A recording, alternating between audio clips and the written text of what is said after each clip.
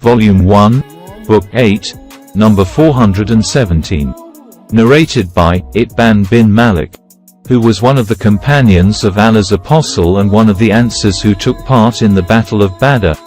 I came to Allah's Apostle and said, O Allah's Apostle, I have weak eyesight and I lead my people in prayers.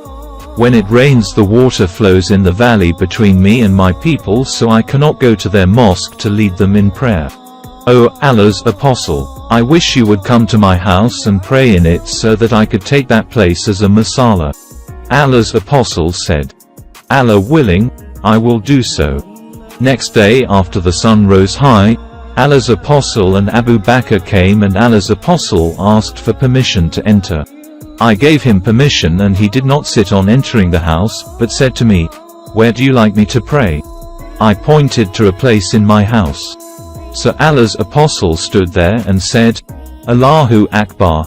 And we all got up and aligned behind him and offered a 2-rakat prayer and ended it with taslim. We requested him to stay for a meal called Kazira, which we had prepared for him. Many members of our family gathered in the house and one of them said, Where is Malik bin al-Dukayshan or Ibn al-Dukshan? One of them replied, He is a hypocrite and does not love Allah and his Apostle. Hearing that, Allah's Apostle said, Do not say so. Haven't you seen that he said, None has the right to be worshipped but Allah, for Allah's sake only. He said, Allah and his Apostle know better. We have seen him helping and advising hypocrites. Allah's Apostle said, Allah has forbidden the hell fire for those who say, None has the right to be worshipped but Allah, for Allah's sake only. Volume 1, Book 8, number 418. Narrated by Aisha, the Prophet used to start everything from the right, for good things, whenever it was possible in all his affairs. For example, in washing, combing or wearing shoes. Volume 1, Book 8, number 419.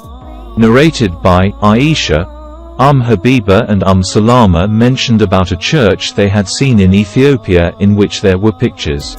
They told the Prophet about it, on which he said, If any religious man dies amongst those people, they would build a place of worship at his grave and make these pictures in it.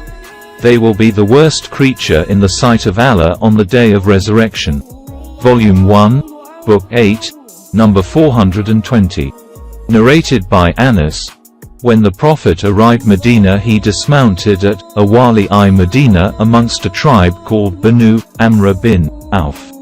He stayed there for 14 nights. Then he sent for Bani and Najjar and they came armed with their swords.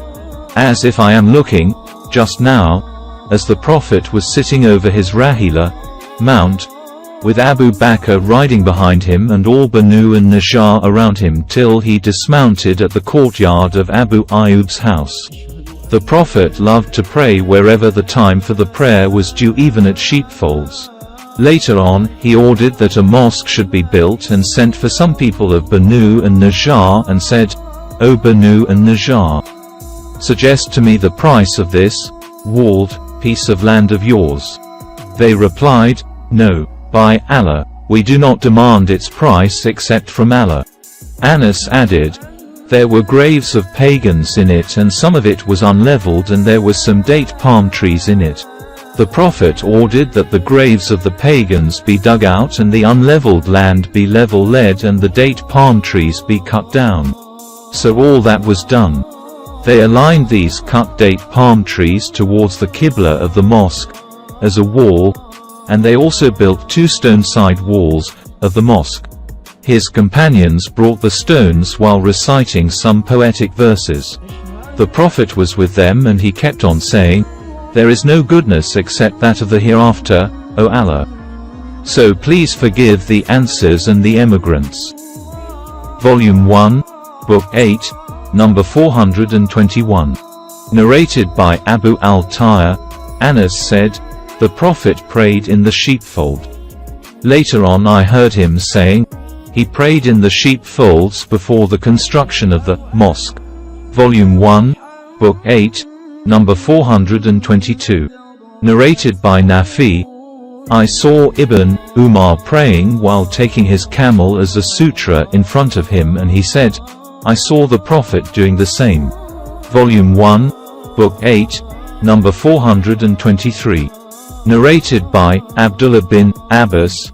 The sun eclipsed, and Allah's apostle offered the eclipse prayer and said, I have been shown the hellfire, now, and I never saw a worse and horrible sight than the sight I have seen today.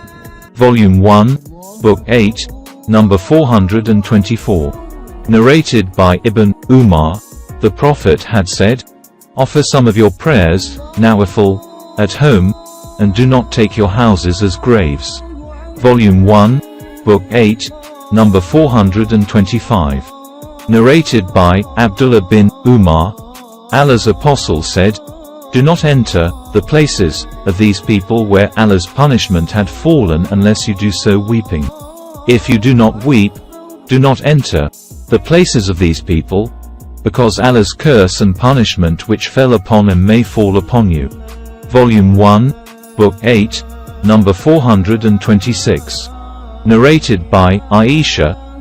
Salama told Allah's apostle about a church which she had seen in Ethiopia and which was called Maria. She told him about the pictures which she had seen in it. Allah's apostle said, if any righteous pious man dies amongst them, they would build a place of worship at his grave and make these pictures in it. They are the worst creatures in the sight of Allah. Volume 1, Book 8, number 427. Narrated by Aisha and Abdullah bin Abbas. When the last moment of the life of Allah's apostle came, he started putting his kamisa on his face, and when he felt hot and short of breath, he took it off his face and said, may Allah curse the Jews and Christians, for they built the places of worship at the graves of their prophets. The Prophet was warning Muslims of what those had done. Volume 1, Book 8, number 428. Narrated by Abu Hurairah. Allah's apostle said, may Allah's curse be on the Jews, for they built the places of worship at the graves of their prophets. Volume 1, Book 8, number 429. Narrated by Jabir bin Abdullah. Allah's apostle said, I have been given 5 things which were not given to any amongst the prophets before me. These are, 1. Allah made me victorious by awe, by his frightening my enemies, for a distance of 1 month's journey. 2. The earth has been made for me, and for my followers, a place for praying and a thing to perform tayammum. Therefore my followers can pray wherever the time of a prayer is due. 3. The booty has been made halal, lawful, for me, and was not made so for anyone else. 4. Every prophet used to be sent to his nation exclusively, but I have been sent one o' all mankind. 5. I have been given the right of intercession on the day of resurrection.